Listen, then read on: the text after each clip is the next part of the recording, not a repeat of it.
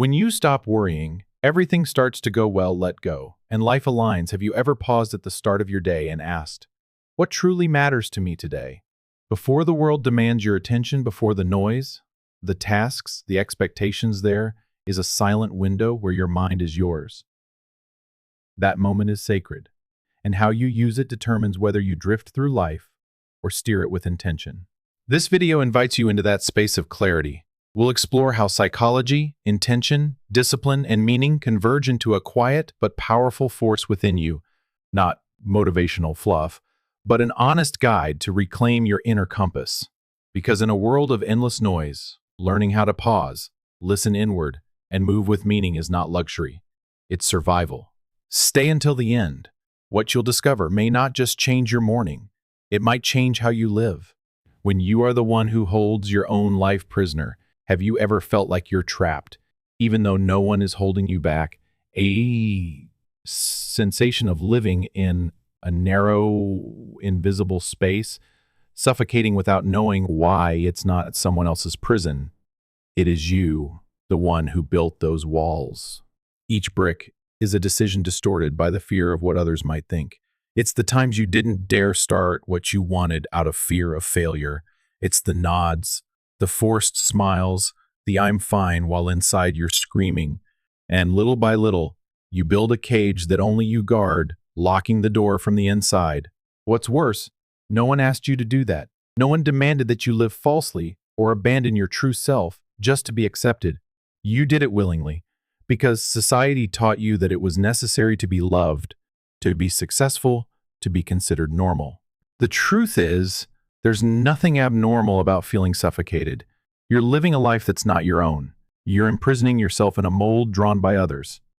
And the heartbreaking part is, you've believed that this is the only way to exist. But this is not a sentence. It's a warning, because if you're the one who has imprisoned yourself, then only you can unlock the door and step out. You start living in a shell that initially seems safe. You learn to say what others want to hear, do what others expect, smile at the right moments, nod at the right places, and with each instance, a part of your true self gets pushed back into the shadows until one day you look at yourself and no longer know who you are. You ask, which part of me is real? Which part is just a reflection of others' expectations? The cost of being accepted isn't peace. It's an endless fatigue, a vague anxiety, a feeling of being alienated from yourself. You no longer know whether what you have, your friendships, your job, your love, is truly yours, or just relationships maintained by a false version of yourself. What's even more cruel is you are not alone. There are countless people out there who also carry this same fear, the fear of being rejected if they live authentically. And because of that, we create a society full of masks, where everyone pretends to be fine, everyone strains to be loved, but few are truly seen. This is not just a personal issue, it's a social disease, where people call truth selfish, emotions weak, and honesty an inconvenience. Psychology doesn't teach us to live selfishly. It only opens the door for us to return to ourselves, to listen to our own voice, and from there, live more kindly and authentically with ourselves and others. Try placing your hand on your chest and ask yourself, are you living to be recognized or to truly live? The illusion of control, fatigue masked by rationality. You've been taught that if you control everything, life will be stable. That if you plan enough, control your emotions tightly, everything will fall into place. But no one told you that this need for control is becoming a huge burden, wearing you down bit by bit. You're tired, not because you're lazy, but because you're always in a state of needing to keep everything within your grasp. You don't allow yourself to fail. You don't dare admit you're not okay. You can't stand the feeling of uncertainty because you've been programmed to believe losing control means losing your worth. You live in a state of constantly preparing for anything that could happen. You script scenarios for things that have never occurred. You brace for disappointment before it even comes. You withdraw from your true feelings out of fear they will make you weak. And so you get exhausted, but no one notices. Not even you, because you're still rational, still in control. The truth is, what's called absolute control is just a form of fear, a way for you to create an illusion that you're safe. While inside, you're panicking, you're afraid of pain, afraid of judgment, afraid of being seen for what you truly are. And so you cling to control as if it's your final shield. But life, no matter how much you prepare, will always operate on its own terms. And the more you try to hold everything in your hands, the more you lose the vibrancy of the present moment. You miss the simple moments, the unexpected, and even your true self, just because you're too busy mastering everything. Montaigne, from his solitary tower, realized this in the 16th century. The more obsessed with control we are, the further we drift away from life. What we call rationality is, in fact, just a shell for the anxiety we've never addressed. It's time to ask a serious question. Are you living or rehearsing for a perfect life that will never exist?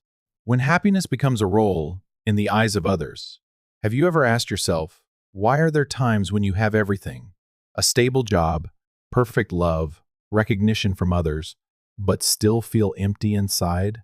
That feeling is not inconsistency. It's a sign of a truth you've been avoiding for too long. Maybe what you're living is not truly yours: joy, success, happiness. It might just be the social makeup painted by others' gaze. You've learned to live by what's considered right, but never stop to ask yourself if that's really what you want. You choose a major because others say it's promising.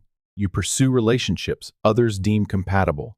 You post pictures smiling brightly, write positive status updates, while your mind is quietly breaking, and you call that life, a life being watched, judged, and measured in every moment. Being dependent on others' gaze makes every choice you make heavy, not because you lack the ability, but because every action is governed by one silent question: what will others think? And so, happiness no longer becomes an emotion, but a performance. The better you act, the further you drift from yourself. You gradually lose connection with your inner self. You forget who you were, what you dreamed of, what you longed for when no one was watching. And it's at that moment you begin to feel cracked, not because of something grand, but because you've lived too long in a false image, a success that isn't yours, a relationship that doesn't touch your heart, a life built on external views, but completely lacking the internal call. The emptiness you feel is not a sign of failure. It's a wake-up call, a reminder that you've drifted too far from the center of yourself, that it's time to stop and ask a simple but vital question: does everything I'm living truly belong to me? Only when you dare to face that question will you take the first steps back, and then happiness will no longer be something you need to prove, but something you genuinely feel, even if no one sees. Freedom isn't in holding on, but in letting go at the right moment. We are often taught, hold on, try hard, cling to everything, dreams, people, goals, images, as if holding on tightly is the key to a good life. But no one tells you, sometimes it's this very act of holding on that makes you suffocate. You hold on to relationships even when they've run dry, just because you're afraid of loneliness.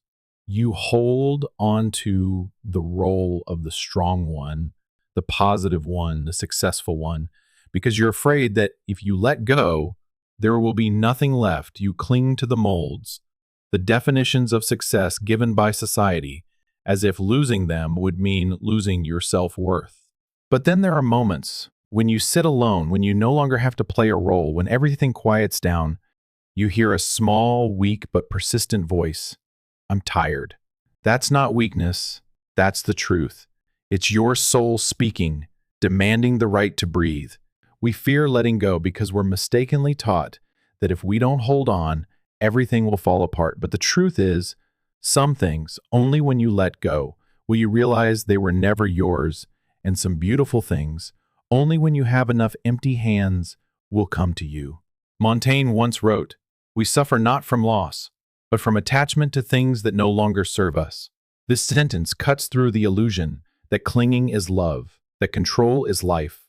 Letting go doesn't mean running away.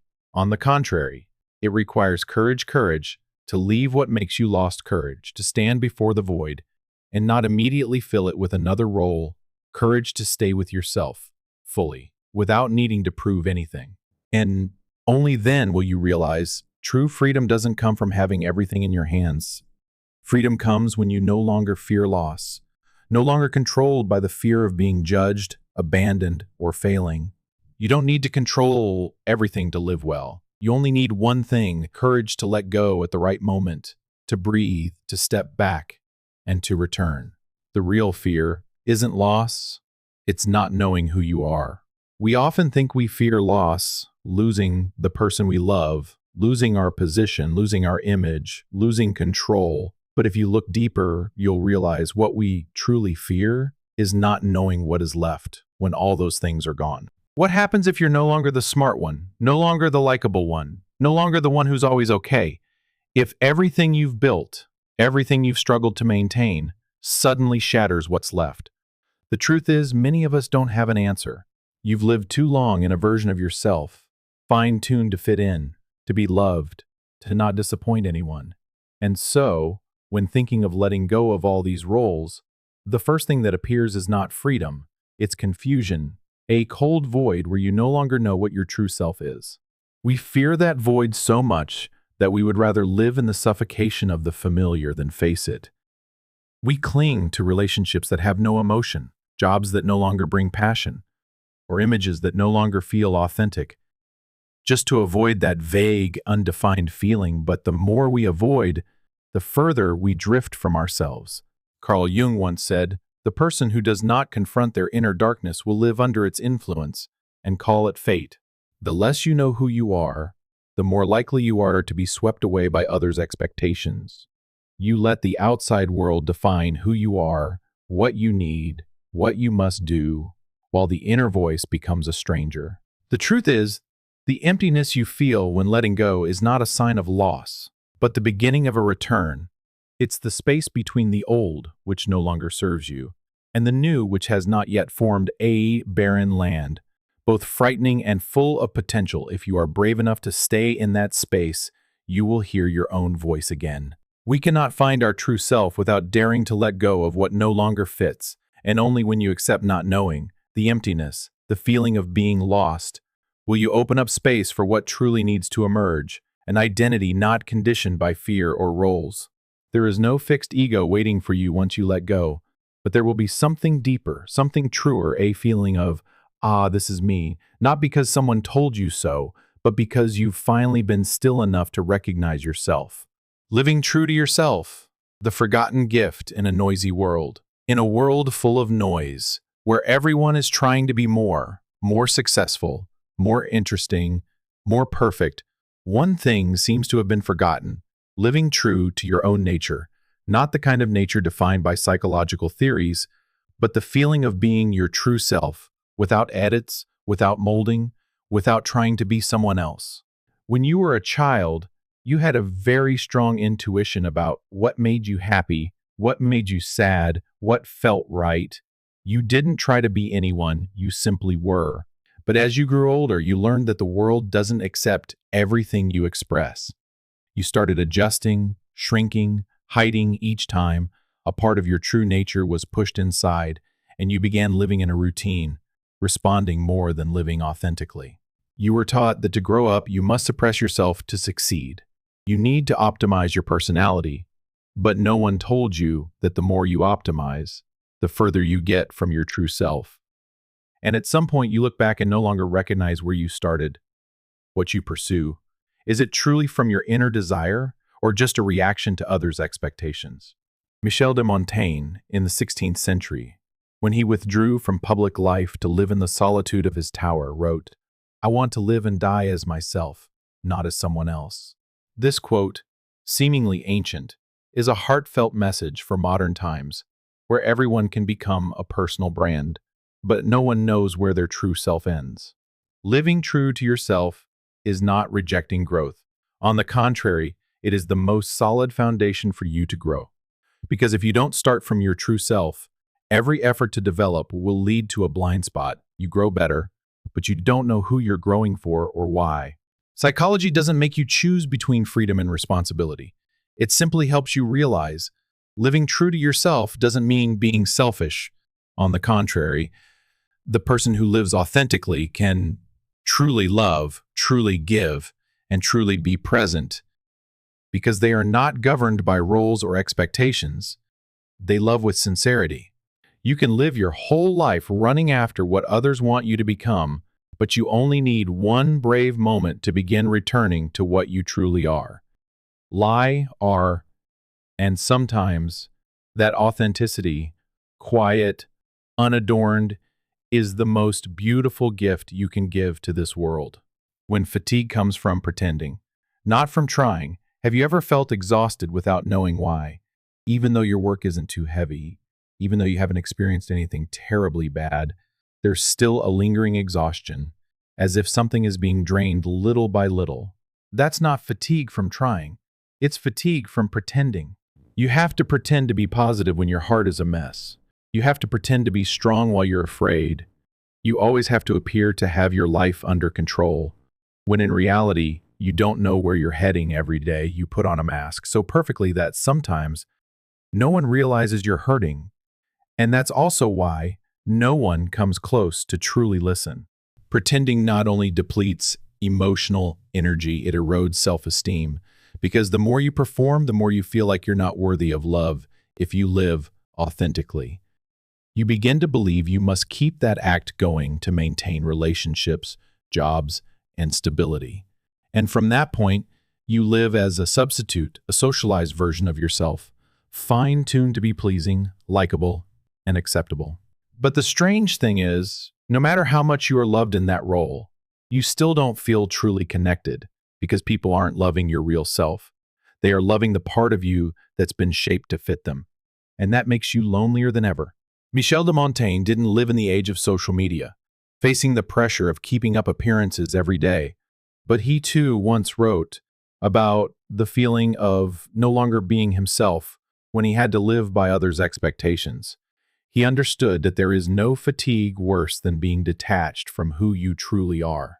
Modern psychology also confirms the split ego, when people live inconsistently between their inner and outer selves, is one of the leading causes of emotional burnout, anxiety disorders, and the feeling of meaninglessness. It's not because you're lazy or weak, but because you've lived for too long not in accordance with your true self. What you need is not a few days off, but to live in a space where you no longer have to pretend, a place where you can take off the mask, even just for a moment, and say, this is me, full of contradictions, imperfect, but real. And sometimes, just living like that for once, you'll realize what has drained you all this time is not life, but the continuous effort to become someone else. The familiar safety can sometimes be the most beautiful prison. There's a strange paradox in human psychology. We would rather stay in the familiar pain than step into the uncertain freedom, because the familiar, even though it causes harm, still makes us feel safe at least. It doesn't confuse us. You know that feeling when you're in a relationship that makes you shrink, but you still don't leave, when you continue with a job that drains you, but you still don't dare to change course, when you live with an identity that's no longer yours, but you still hold on to it out of fear of losing everything what you cling to, isn't happiness, it's familiarity.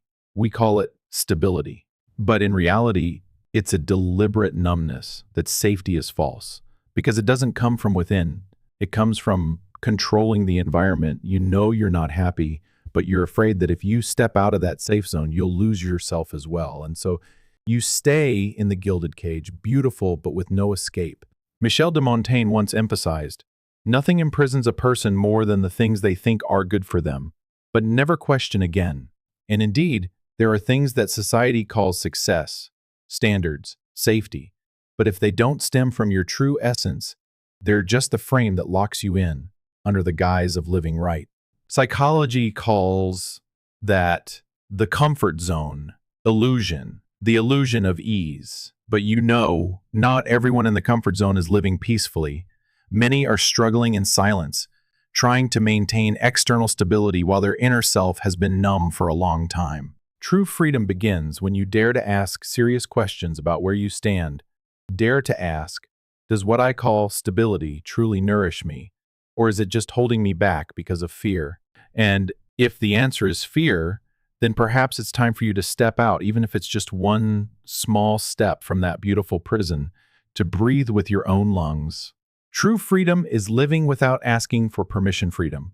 We talk about it so much, but most of the time, what we call freedom is just a version that's been allowed, approved, and recognized by society as reasonable A type of freedom within a framework A living as yourself, but only when it's the right time, in the right place, and in the right way.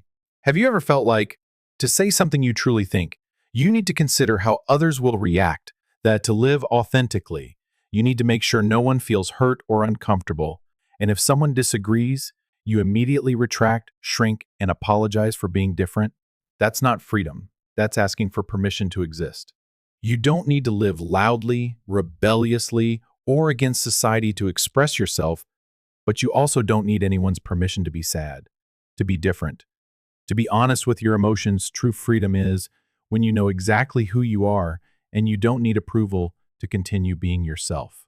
In today's world, where every action is subject to scrutiny, where social media turns consensus into a measure of value, staying true to your personal essence is an act of courage. But in that very act, you'll find the purest form of freedom. Freedom from expectations, from roles, from the need to be understood. Montaigne once wrote, "I want to live and die as myself," not because he thought he was special, but because he understood. Living without being yourself isn't really living, it's just existing with a shape. True freedom doesn't come from being allowed to express yourself, it comes from no longer needing permission. When you dare to live authentically, you don't harm anyone, you simply refuse to keep hurting yourself to please others. And that's not selfish, that's kindness, first to yourself, so that you can be kind to life with sincerity, not through the pretensions you've adorned to be accepted. Is the story you're telling about your life really yours? Everyone is telling a story about their life. Whether consciously or not, each person carries an inner script, a narrative that shapes how we view the world, respond to others, and treat ourselves. This story might be, "I must be strong, I cannot be weak," or "I am always abandoned," or "To be loved, I must be perfect." These stories are not ones we have written ourselves. They often slowly seep into us from a young age, through the words of parents, the behavior of teachers, and the gaze of society. Gradually, we come to believe they are the truth. But the truth is, not everything you're living is your choice often. You're simply continuing an old story, one so old you've forgotten who started it, and you keep playing the lead role with all your strength, with all your belief, without ever stopping to ask, does this script still fit me? That question, seemingly small, is revolutionary because it doesn't just challenge habits, it challenges identity. When you dare to look at the story you're living, you'll see absurd details, limiting beliefs, and repeating patterns that keep you stuck in the same loop. Disappointment, hope, disappointment again. Modern psychology calls this a life script, an unconscious script of your life, and only when you realize you're playing an old role can you have the power to rewrite it. Michel de Montaigne, in the quiet pages of his writings, constantly questioned himself, do I really think this, or am I just repeating what others have taught me to think? And just like him, you have the right to ask that question every day, every time you face a decision that seems obvious. Rewriting your life story doesn't mean denying your past. It means looking directly at it, understanding it, and then choosing to tell it again, this time in your own voice. A voice that may be raw, not fully formed, but authentic. Because in the end, you weren't born to live someone else's story. You were born to write your own story, every paragraph, every line, and if necessary, you can start over at any time. Life doesn't need to be perfect, it just needs to be real. We spend so much time pursuing perfection, a flawless self, a life without cracks, an image that everyone admires, but then, at some point you realize, the more you try to be perfect, the further you get from yourself. You start censoring your emotions. You hide your sadness to avoid being called weak. You try to smile at the right moments, to be good enough, smart enough, considerate enough, and call that living right. But deep down, you feel yourself slowly fading away. Life doesn't need you to be perfect. It just needs you to be real. With honesty and courage, real when you're tired, real when you're uncertain, real when you can't bear the role anymore. It's that truth, though messy, not fully formed, that has the power to connect, heal, and awaken others. Michel de Montaigne understood this. He didn't try to become a great philosopher. He simply wrote about himself with contradictions, confusion, and everyday disappointments. And it was that lack of refinement that made his writings endure through the centuries. Life doesn't lie in perfect paragraphs. It lies in pauses, cracks, unfinished sentences filled with sincerity. You don't need to be right all the time. You just need to be true to yourself. And sometimes that's enough to start a different life. Not perfect, but genuine enough to make you feel, I'm really living. Healing begins when you allow yourself to feel pain. We often think of healing as a positive state, a place where we become happy again, stronger, moving on as if we were never hurt. But the truth is the opposite. Healing doesn't begin in the light. It begins in the dark. It starts with daring to sit with the pain instead of avoiding it. You can't heal something you refuse to feel. You can't get over a wound if you deny its existence. So, the first step, and the hardest one, is to allow yourself to feel the pain, not rationalizing, not justifying, not suppressing, simply staying with the pain, listening to it, and accepting I am hurt, and that doesn't make me weak. Society teaches us to be strong, to be positive, to move on quickly. But that very teaching makes us deny our true emotions. We smile when we want to cry. We stay silent when we are screaming inside, and then one day, that suppressed emotion becomes a burden, leaving us exhausted without knowing why. Michel de Montaigne didn't write about strength as an ideal. He wrote about weakness as part of being human. He understood that everyone has their wounds, and only when we are kind enough to look at them can we begin to heal from the roots. Healing is not forgetting. It's remembering with a different gaze, gentler, more accepting. It's giving yourself space to break down, only to gather those broken pieces with love, rather than hastily patching it up with the shell of reason. And you know what? Sometimes allowing yourself to hurt is the bravest thing you can do, because from that, you will no longer abandon yourself. Living true to yourself is the first step to truly understanding others. We often try to understand others with our intellect, analyzing behavior, guessing emotions, applying experience, but you will never truly understand someone else if you have never understood yourself. Because empathy doesn't start in the mind, it starts from the heart that has touched its own truth. When you've never dared to face the darkness within yourself, you will react to the darkness in others with judgment. You won't understand someone who's afraid. If you've never touched your own fear, you'll find it hard to accept someone's weakness if you're still rejecting your own weakness.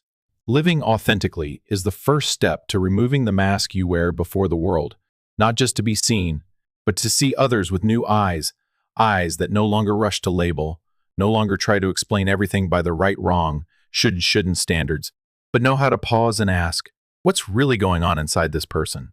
We cannot truly connect if our relationships are built on false versions.